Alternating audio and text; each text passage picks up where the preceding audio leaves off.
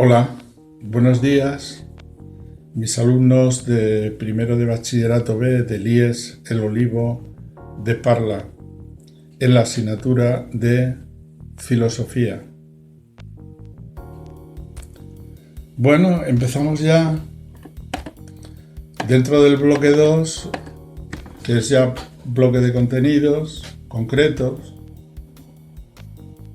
con la unidad didáctica 1, que es filosofía.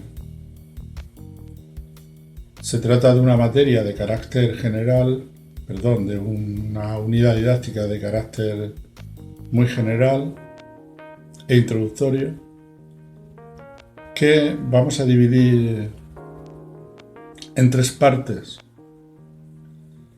La primera, que va a ser objeto de este vídeo, que se llama ¿qué es filosofía?, donde examinaremos la orientación teórica y la orientación práctica de la misma.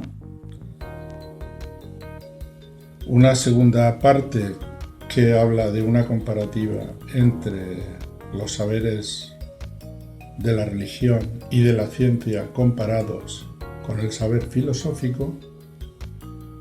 Y por último, en el apartado 3, veremos una evolución histórica de la filosofía, es decir, a vista de pájaro, una historia de la filosofía que va desde el origen de la misma como paso del mito al logos a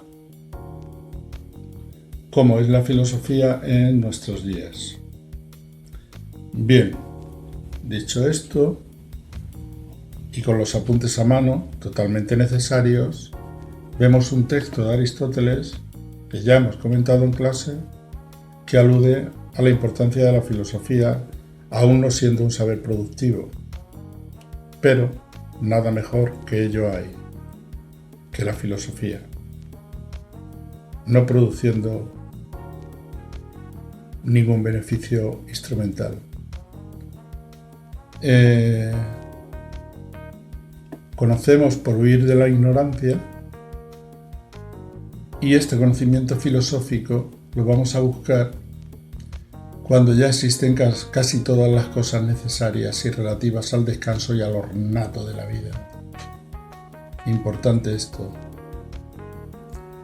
Y cómo del asombro el asombro primero ante los fenómenos naturales y después, a partir de ese asombro, el cuestionamiento que conlleva de qué son las cosas, por qué debo vivir conforme a la ley, un montón de preguntas filosóficas que surgen mediante el asombro a lo que sucede a nuestro alrededor. Bien. En primer lugar, la filosofía etimológicamente significa amor al saber. Filos significa amigo, amante, y sofos, saber. Los filósofos no son sabios, son amantes, tendentes al saber. No son sabios ya consolidados, sino que buscan la sabiduría. En ese sentido, la filosofía va a consistir a dar respuestas o intentar aproximarse a dar explicaciones a las grandes preguntas que surgen, y por lo tanto va a ser una representación de la realidad muy general. Eso desde el punto de vista de la teoría.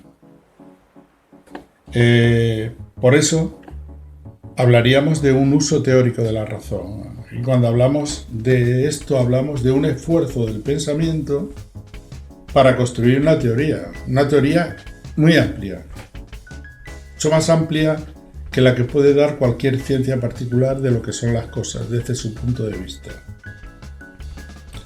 De acuerdo que estamos hablando de una cosa muy general, ¿no? Todavía. Pero la filosofía teórica o el uso teórico de la razón va a consistir en aproximarnos a dar una explicación de la realidad desde un punto de vista no interesado. Bien, en este sentido, por ejemplo, Pitágoras decía, para que viéramos cuál es el espíritu del filósofo, comparaba las distintas actitudes que se adoptan ante la vida con las que asumía quienes asistían a las Olimpiadas, que se celebraban periódicamente en la antigua Grecia. Unos, decía Pitágoras, asisten a los juegos para participar en las competiciones. Otros van por lucrarse o ganar dinero haciendo negocios. Pero otros a participar como atletas. Pero otros van a mirar únicamente lo que sucede, para saber qué es eso. Pues bien, esa actitud de que quiere saber lo que sucede, por la curiosidad de saberlo, es lo propio del filósofo. Vale. Aristóteles distingue, como ya hemos dicho en clase, 3 tipos de saberes: teóricos, prácticos y productivos. Dentro de los teóricos, o del uso teórico de la razón, estaría la ciencia primera para él, que es la metafísica, o bien la filosofía, o la filosofía primera, ¿verdad? Y todas las demás ciencias que son teóricas para él. Por ejemplo, la física, la psicología, ¿verdad? Las matemáticas. ¿Por qué? Porque no producen ningún beneficio o utilidad específica, únicamente un deseo de conocimiento, de saber. Las filosofías prácticas, que ahora vamos a ver, serían la ética y la política. ¿Qué diferencia hay, pues, entre la orientación teórica y práctica? Pues bastante. Están una al lado de la otra.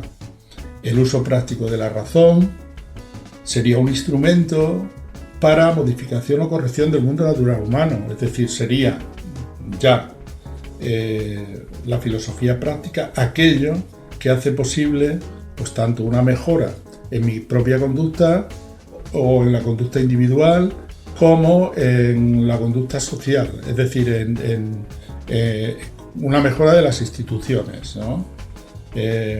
Entonces, la praxis sería cómo conducir mi vida para buscar lo bueno, de acuerdo a valores, de acuerdo a virtudes y de acuerdo a hábitos buenos, por medio de repetición de actos, en el sentido aristotélico. Entonces, sería la mejora en las relaciones sociales y humanas mediante la reflexión sobre valores y sentimientos humanos. Vale. Trasladando estos 2 tipos de orientaciones a las grandes preguntas kantianas, porque Kant se planteaba en lo que se llama la orientación mundana de la filosofía, ¿verdad? El hombre debe hacerse 4 grandes preguntas, ¿verdad? ¿Qué puedo conocer?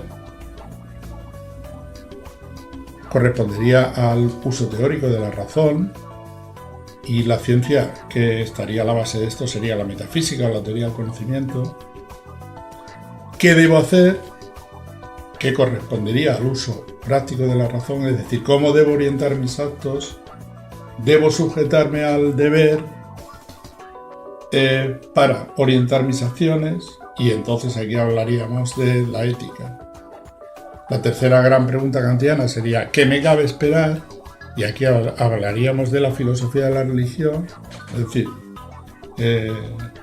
y por último estas 3 preguntas las englobaría en una pregunta única que se llamaría ¿qué es el hombre? Bien. También por último ya aludir a Sócrates,